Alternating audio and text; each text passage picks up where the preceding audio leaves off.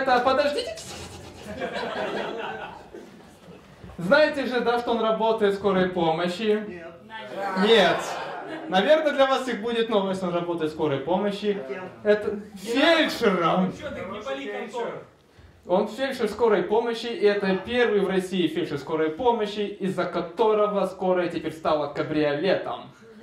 Посмотрите на его рост, да? Явно кабриолетом пришлось построить. Ну что, Роман Некрасов. Да, привет, добрый вечер, здрасте. Спасибо, что так тепло приняли. Такой последний раз было на вечере встречи выпускников. Притом последний раз это выпускники здесь и сидят, половина из них, да, спасибо. Ладно, начну сразу со стендапом. Не буду тут уже томить, так сказать. Короче, у меня была странная ситуация с отцом. У меня их было 3. 3, 3 отца. 3, подожди, откуда ты знаешь? 3 отца. Один жил с нами. Да, официально. Я что-то не знаю, ты сестра, что ли, моя? Ксюха, ты, что ли, Ксюх?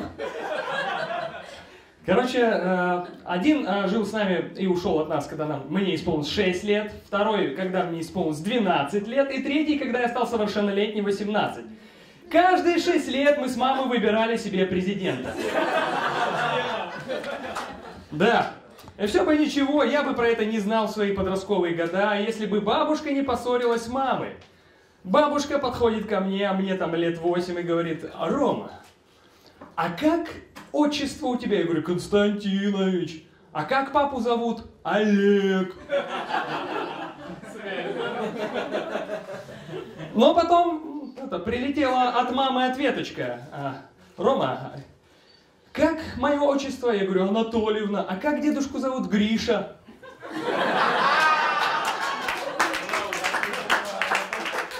У всех были сводные братья и сестры, у меня сводный дед. Да, бабушка у меня очень мудрая была. Почему была? Она и есть. Бабушка мудрая, она мне всегда говорила: если у тебя болят глаза, значит ты что-то не то подсмотрел или наоборот не досмотрел. Если у тебя болят уши, значит ты что-то не то подслушал, да? Если болит голова, значит мысли не те, да? По такому принципу, если ты сломал ногу, ты просто не туда пошел. Благодаря этим истинам я и пошел в медицину. Я думал, там так же. Там так же, да. Я работаю на скорой, как сказали мои коллеги, да. Я работаю на скорой. Не надо, это грустная тема на самом деле. Нет, я горжусь своей профессией, конечно, но страшно. И многие, когда я им рассказываю, что я работаю на скорой, все говорят: кто я? Правильно, водитель. Водитель.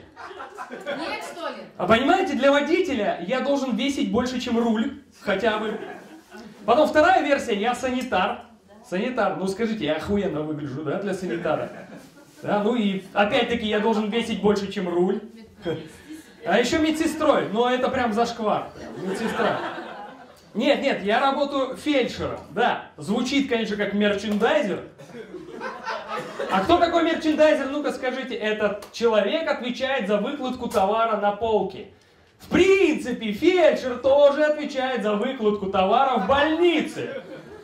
И почему я это сказал? Потому что в последнее время мои вызова стали перевозочные. Я грузчик.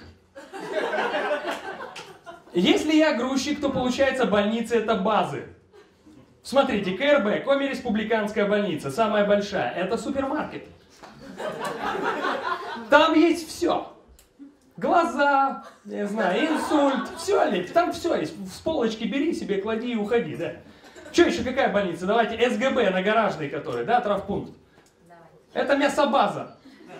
Ребрышки, рулька, сальничек, печеночка. По ценам от производителя. Что там еще, любую больницу накиньте какую-нибудь. Инфекционная. Это корпорация Umbrella. Зомбаки просто. Там просто. Это обитель зла, знаете. Так, еще какая? Эжва. Эжвинская, ГБР, которая, знаете? Это теплотрасса. Как не зайдешь, бомжи? Кардио. Это элитный СТО. Что такое? Свадебный СТО, станция техосмотра для автомобилей. То есть карбюратор, мотор, какие-то трубки, там что-то, короче, все. Да, проводка там и так далее. Да, еще есть ДРБ, это видно, дети орут там. ДРБ, это птичий рынок. Смотрите, там пчелки, черепашки, котятки там всякие. Ну, так вот, да. Я перинаталка, кстати, до сих пор не придумал, что это. Мне кажется, перинаталка это Лепса, территория Лепса просто. Вы слышали? Не знаю, там была, там такого нет. Нет, у меня супруга каждый раз рассказывает. Еще. Какой? Ну типа того, да. Ну это похоже на ДРБ, да. Короче, еще есть, смотрите, наркология, да. Это, короче, родительский дом, кайфоломы. То есть там всех кайф обламывают. И есть противоположная, психбольница, да. А это наоборот драгдилерная. То есть там всем хорошо, там все катают колесики такие седоренькие. Недавно я понял, что может быть циничнее медработника. Это семья медработников. В обычной семье как? Он приходит, я там этого посадил, я там на корпорате погулял так. А у меня супруга акушерка, как я сказал. И каждый наш вечерний разговор превращается в планерку. Этот пил, это родила. Этот снова пил, это родила. Одни и те же, походу, делают. Пьют и рожают. Так и сын, у меня есть сын. Он как-то пришел со школы раньше обычного, мы такие: сынок, в чем дело? Короче, я им сказал, что у меня вегетососудистая дистония по гипертоническому типу. Да. Вот тупицы поверили в нас. Вот, и он такой продолжает. Вот, блин, тупицы, они мне поверили. На самом деле у меня внутричерепное давление. Да. Ну и как я сказал, что я жена, да. И я вспомнил почему-то вот про свое первое свидание с супругой. Я был тогда на 2-м курсе медколледжа. А все помнят вообще свое первое свидание? Поаплодируйте, кто помнит до сих пор? Свежак, да? Свидание, во-первых, с человеком, желательно противоположного пола, да. И чтобы с поцелуем в губы, желательно, да. Вот первое свидание. Нет, подожди, еще. Потом поболтаем, я тебе расскажу подробно. Живой человек обязательно. Короче, за меня тогда попросила вся общага, типа, отпустите, а тут девственником помрет. Я пошел в бар, я пригласил, и мы пошли в «Спартак». Кто-то знает, что за клуб «Спартак»? Да, вот она, олдскульная тусовка, да, «Спартак». Да, ублюдки. Короче, да, я пошел в «Спартак», и что мог себе позволить студент 2-го курса? Только стаканчик вина. Пластикового вина, да, вот стаканчик пластикового вина, да. Нет, да, может быть. В этот же стаканчик навалили потом мороженка для подруги, ну, видишь, с подругой пошел. И мы пошли танцевать медленный танец, да, вот это. А все помнят этот, медляки как танцуются, да? Смотрите, вы начинаете танцевать, такие танцуете, вроде медленно, да. Тут Херакс Лимбискит играет, роулин, роулин, роулин. А вы-то что? Вы продолжаете. Вы все видели в барах этих людей, которые все там брейкданс эти. Просто на самом деле они не слышат музыку, которую они слышат. Это музыка гормонов. И мы поцеловались. И я запомнил песню, под которую мы целовались. И сейчас все, да, вспомните эту песенку, вот эту вот. Это как когда слышите эту песенку где-нибудь в машине, вы же добавляете звук. И такие: а помнишь вот это вот, да? Такая милота, да. Но в моем случае это была проблема, это была песня из «Не родись красивой». Не смотри, ты по-старому.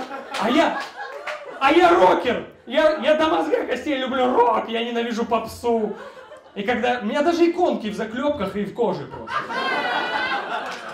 Мне приходится с дрожащей рукой добавлять звук. Такой: ты, господи, вот это та самая песня.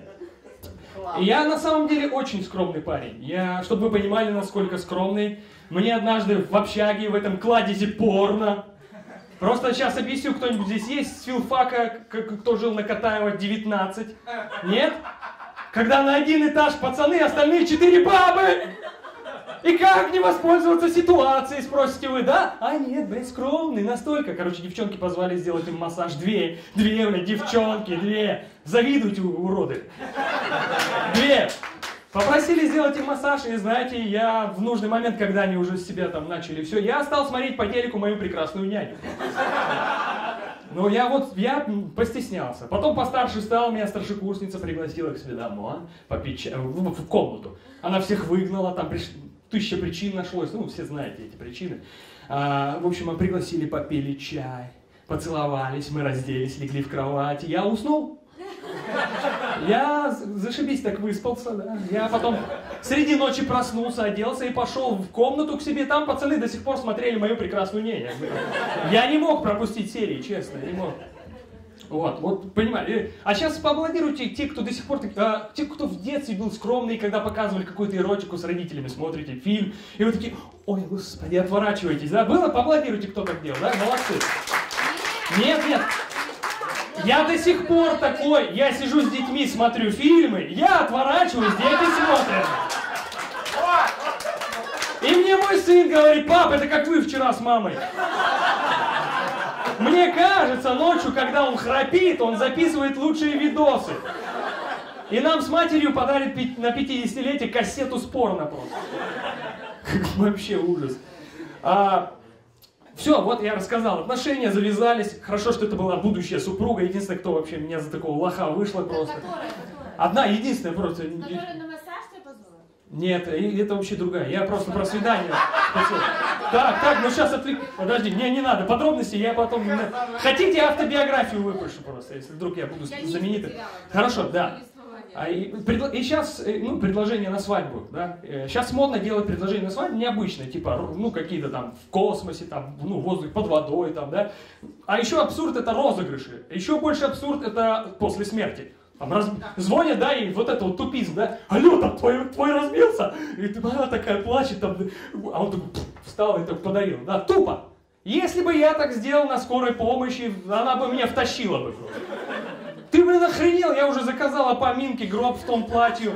Отыгрывай теперь до конца, как хочешь. Там все оплачено. Да, я поэтому не сделал ей предложение. Это позвучит сейчас жестко, я берег ее чувства. Ну и свои деньги заодно. В итоге 13 лет в браке, 2 детей, я теперь работаю на этой скорой. Да. Иногда я себя просто ощущаю как двуликий из Бэтмена. Кто знает, кто в курсе, кто это такой? Это чувак из Бэтмена, который подкидывал монетку и не знал, когда у него выбор сложный был. Ему надо было подкидывать монетку. Как упадет, так и выбор будет. Вот, сейчас объясню. Так, парни, поаплодируйте поаплодируйте, ситуация такая, когда к вам приезжает ваша мама и ваша жена на кухне обе. Поаплодируйте, кто знает эту ситуацию, что вот вы ощущаете себя как... Нет, не попал. Ладно. Не попал ни на кого, странно. Да нет, типа, знаете, это же ад, чистилище просто, когда две женщины, которых ты любишь, на кухне. Они, готовить начинают просто, это жесть. Это как сходить либо на концерт Бузовой, либо Моргенштерна, и это одинаково херня. Но я дал давно понять своей супруге, я давно ей сказал, неважно, Монтеки, Капулетти, главное, это не Красовы. Но картошку я все равно сажаю Капулетти. Да. Недавно у нас была годовщина свадьбы. Годовщина свадьбы полгода назад. 13 лет брака. 13 лет брака. Кожаная. Нет, не кожаная, не помню. Короче, 13... И знаете, что я сейчас вам скажу? За эти 13 лет у меня был секс 13 раз. Шучу, 14. Там на Новый год спонтанно все как-то было, да. Короче, я подхожу к своему сыну, типа, первый, как будешь нас поздравлять? Он говорит, я еще не знаю. Подхожу к дочери, 5-я, ты как будешь нас поздравлять? Я говорит, не знаю. А вот сейчас, типа, не женатый, ты типа, да в смысле, ты шутишь, наверное? Не. На самом деле до брака, после разные вещи. Это как сначала была демо-версия, теперь оформите подписку. Если не проплачиваете, то... Да, спасибо. Да. Пиратские копии. Мне 34, почти 35. И знаете, что я понял? Что секс для меня это слишком тяжело. Потому что, смотрите, не финансово. Потому что сначала, перед тем, как заняться сексом, надо принять таблеточку от гипертонии. Во время секса надо от укачивания, а после от спины. Я просто думаю, что дальше? Что будет дальше? Типа, секс на минуту и реанимационная бригада под кроватью дежурит? Типа, чувак, ты там как? Нормально, а то пару секунд не слышно, а мне хватило как раз. Да. Не, на самом деле. Как стоять можешь, ну блин. И у меня после этого неделю глаза на выкате были просто. Так вот, что с тобой в автобусе творится.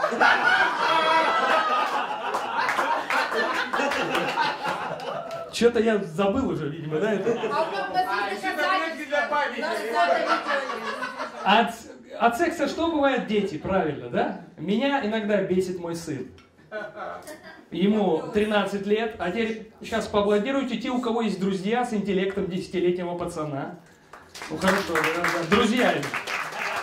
Это которые, знаете, ходят, рубашку расправленная, носки заправленные в штаны. И они с брюками носят кроссовки. Это вот. У вас есть друзья, у меня сын, целый сын, да, с которым мне еще как жить, как минимум 8 лет. И все бы ничего. Но мой сын ужасно боится темноты. Как бы, ну это нормально, да, бояться темноты. Но он настолько боится темноты, что когда он заходит домой, он включает свет везде. Везде. Я не знаю зачем, чтобы посмотреть, как батя охеренно провел проводку. Зачем? Не знаю. Но на самом деле это смелый поступок, включить свет. Потому что помимо того, что тебе влетит от бати замотание счетчика, есть шанс встретиться со своим страхом. Ну типа, включил свет и такое чудище такое: ой, спалился! Так что ли это происходит в их ним? Я не знаю. Я ему пытался это объяснить, типа, чудище такое: ой, извини, у меня изо рта запах, шрам на все лицо, типа, и сейчас клеросилом помоюсь, типа, так что ли? Я знаю, блин. Я тоже боялся. Я боялся пауков. Арахнофобия это называется. Кто боится пауков? Не вот этих маленьких, вот этих этих собак. Вот, 200 грамм, которые весят, 200 грамм убийства, у них просто волосатые пальчики ходят такие, вот это вот. Вот сразу дрожь. И меня мать часто ругала за то, что когда я ходил в туалет, я писал мимо унитаза. А как она хотела, мне надо смотреть на вентиляцию, там же паутина.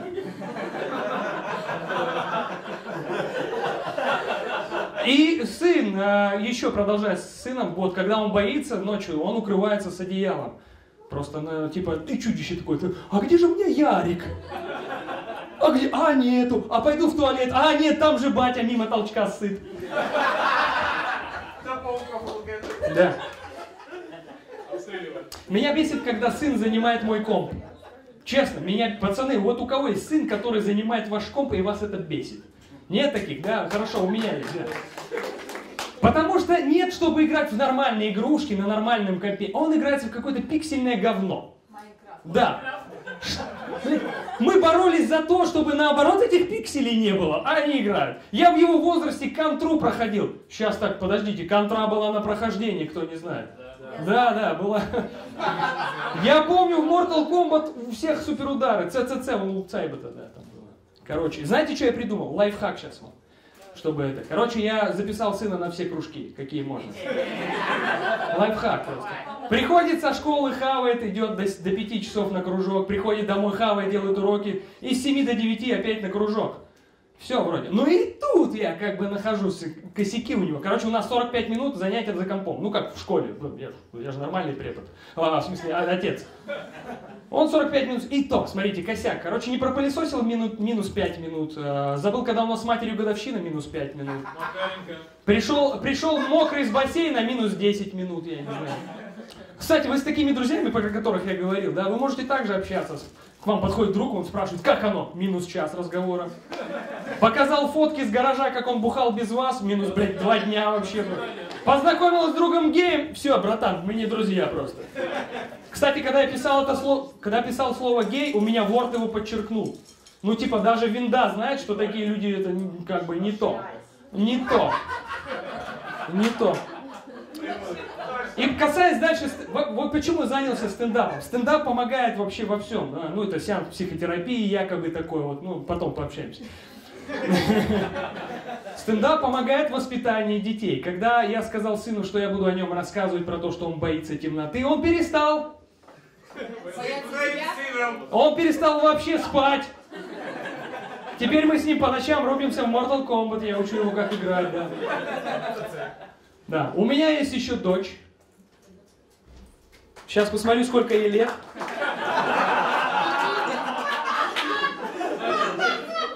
6 лет ей. Ой, это зашкварно было, да? Отлично просто. 6 лет, она в отличие от сына растет дерзкая и очень наглая, смелая. Да, да, вот кто-то знает, да, уже ты виделся с ней, да? Она тебя чуть это не перевернула тогда.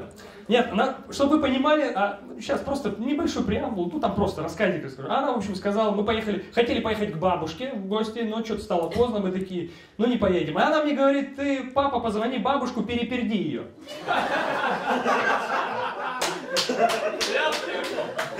Смог? В принципе, никому не удавалось перепердеть бабушку. Даже сыну, а он, знаете ли, подросток в самом рассвете вонючих сил. Короче, Даша у меня, дочь, она очень, очень смелая. Чтобы вы поняли, насколько смелая, она ходит к стоматологу одна. В 6 лет. Она просит, папа, постой там, я сама тут разберусь. Я хожу к стоматологу с мамой. По скайпу. Мам, смотри, у меня зуб удаляют. Да, она дерзкая, она очень дерзит. Ну, пока только на погоду, слава богу, пока с погодой. Да, валенки и ветровка, отлично, конечно, и как тут не побздеть. Вот. Однажды мы сидели всей семьей, мы любим вместе совместно смотреть фильмы. Посмотрели фильм «13-й район» Ямакаси. Кто знает, да, что за это паркур. Дочка решила крутануть сальто. Притом я это узнал из другой комнаты. Услышал четкий бум и фразу «Вот дерьмо!». Я забегаю в комнату, она делает второй раз сальто!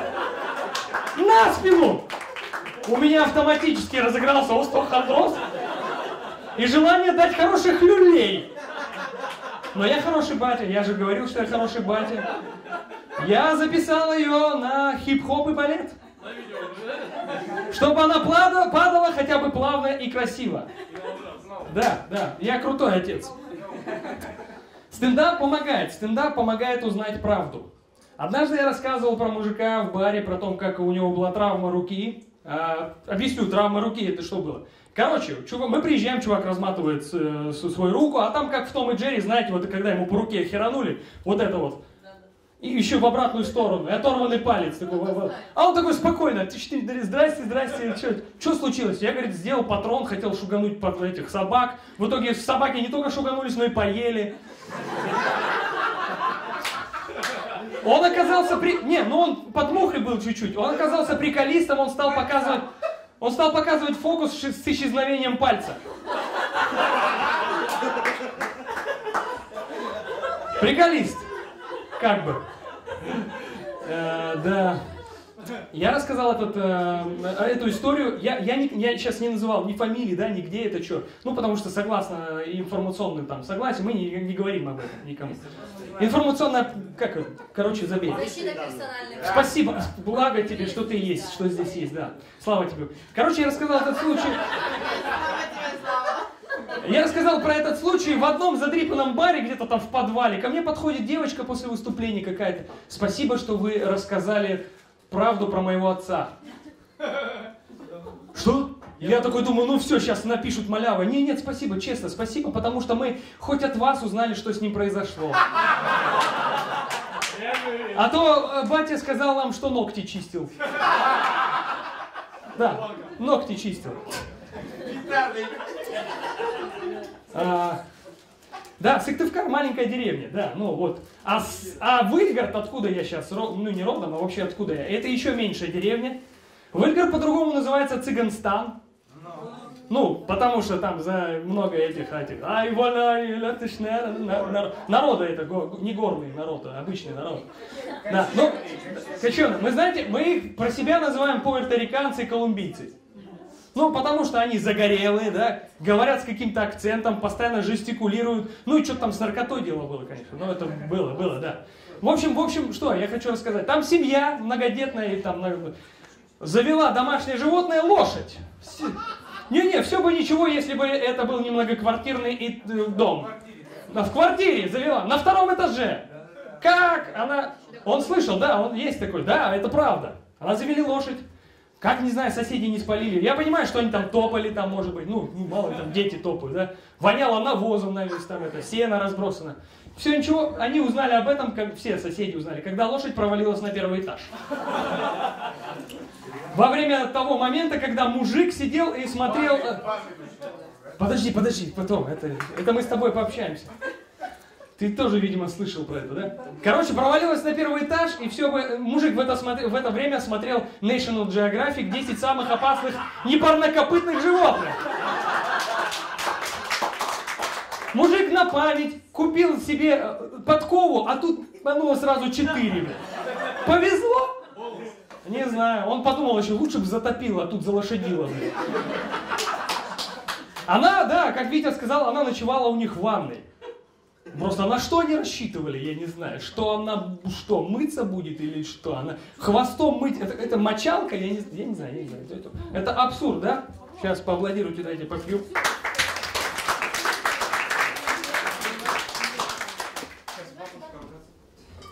Бабушка ругаться будет, мы знаем. Да, Выльгород большое село, красиво, и там до сих пор есть ларьки на остановках. Ларьки, помните ларьки? Эти ларьки из 90-х, где продавалось все. Все продавалось. Ты мог прийти в любое время года туда, к этому ларьку подойти, там что-то попить есть, да, березовый сок будешь в разлив. Я купил березовый сок в разлив в Выльгороде. Сигареты поштучно, еда, пицца, там, чипсы, я не знаю, там кроссворды. Там, мне кажется, когда на свадьбе похищали невесту, жених мог прийти к этому ларьку, типа, а у вас есть с витрины, брать будете за 12,50? Пожалуйста, берите. Это носимый аварийный запас Российской Федерации. Мне кажется, когда ввели мораторий на ядерное оружие, наши такие, а давайте закроем ларьки.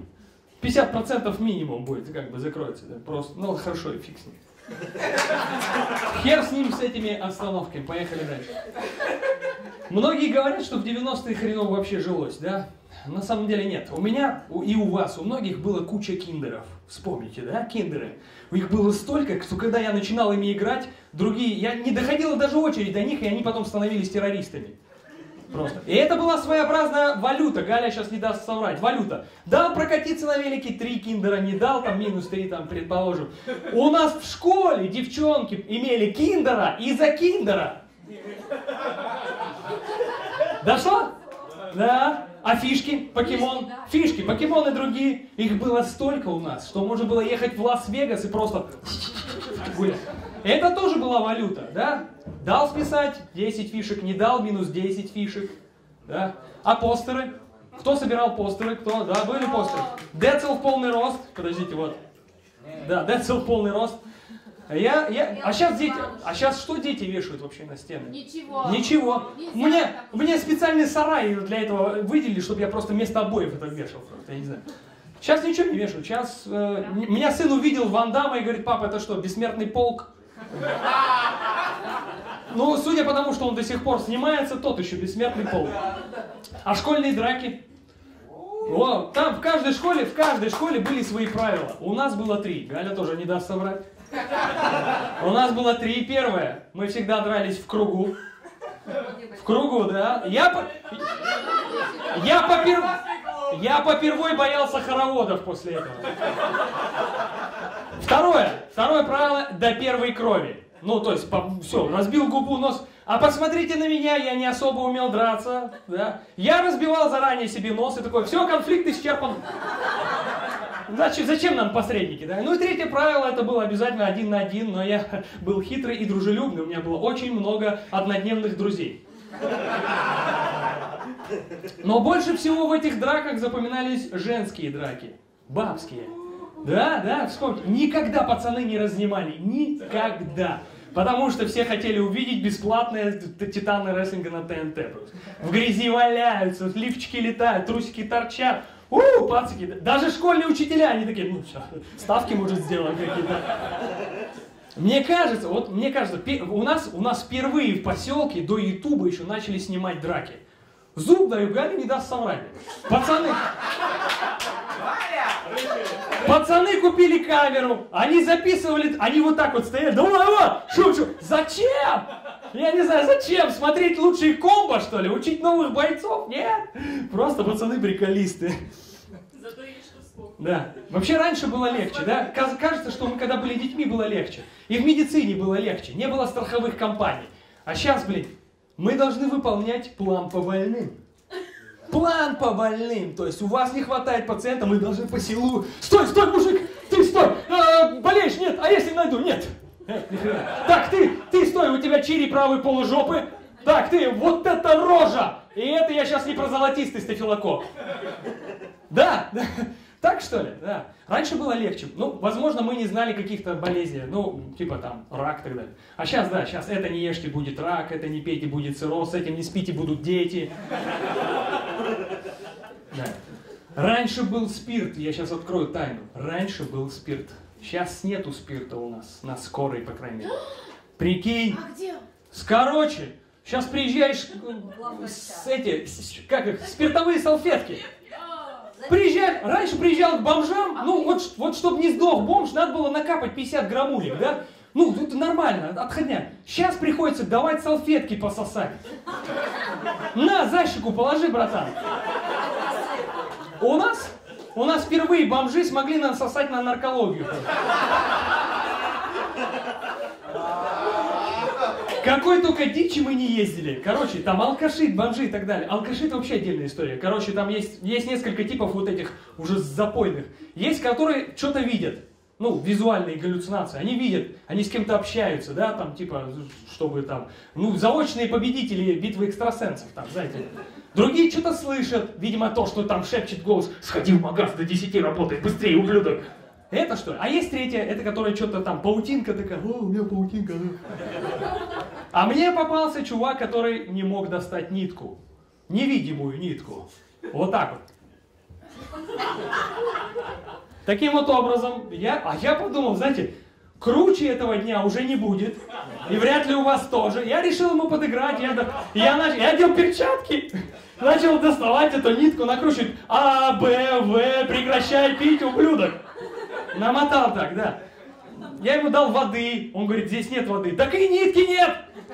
Запил невидимой водой, вроде все, едем спокойно, наркологию везем спокойно. Он говорит, так, нитка пошла. И начал ее доставать отсюда. И еще жопой ко мне просто. Я не знаю, что случилось с этой ниткой потом. Возможно, эта нитка связала ему кляп в рот. Возможно. Или она осталась в машине. Сейчас я вот это пропущу. Водичку пропущу.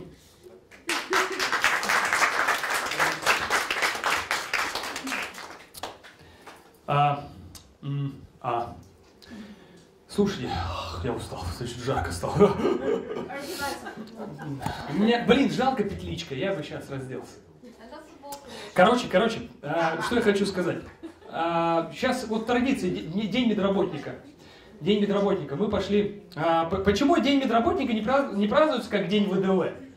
Ну, типа, почему ВДВшникам можно, нам нет? Я просто себе представил ситуацию, если в День медработника мы в халатах спецовсков на босу ногу такие ходим, типа, мочим сисадминов, юристов. Но, согласно деонтологическим правилам, независимо от пола и нации. Нужно всех точно? Подходим такие, знаешь, бьем ампулу с физраствором, типа с фразой «я твою мать лечил». Даем пососать спиртовые салфетки тем, кто сдавал кровь внутривенно. Почему нет? Нет, на самом деле мы так не отмечаем, потому что приходится оказывать помощь. А это как бы портит праздник.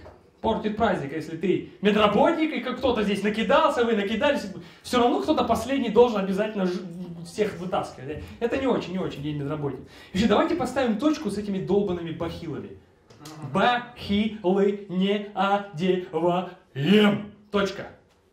Мы на скорой их не одеваем. Даже никто не спорит. Спасибо, спасибо, спасибо. Почему? Почему? Что дальше будет? Мы будем приходить раздеваться. Что вас беспокоит? Меня беспокоит ваша эрекция. Серьезно. Бахилы. А если вам дадут? Дадут воды, да. Бахилы. Они хрен с ними. Дадят? Вообще, работа в медицине научила меня многого. Смотрите, она научила меня быстро и... Подождите. Разборчиво писать. Меня медицина научила засыпать в любом месте, стоя, лежа, в машине, под машиной, на носилках, при том месте с пациентом. Спать в любое время дня и ночи просто. Это, между прочим, спецсвойство любой мамы. Спать стоя. Да, вот похоже, заочное, вот вам белый халатик еще и все. А больше ничего не надо, да? Панамка. Панамка. Короче, чему еще научила меня медицина? Она научила терпимо относиться ко всем это дебилам, нечисти, да. Ну, конечно, за это спасибо феназепаму, конечно. Она научила меня выслушивать это бесконечное нытье, вот это вот все. Спасибо за это, конечно, тоже детям и жене. Да. Вот. Делать невозможно. Знаете, что такое в медицине насосало? Это когда из вот такой вены медсестра берет полный набор анализов просто. Насосал. Ну и любить каждого человека, который здесь есть. Знаете, у нас нет пола, в медицине нет пола. Поэтому не важно, какая перед тобой задница, мужская или женская, она тебе должна нравиться. Поэтому я хочу закончить так. Ребята, я вас всех люблю, неважно, какая у вас задница. А если вам ваша задница не нравится, у меня есть знакомый хирург. Короче, да пребудет с вами сила юмора. Ребята, всем пока, вы классные.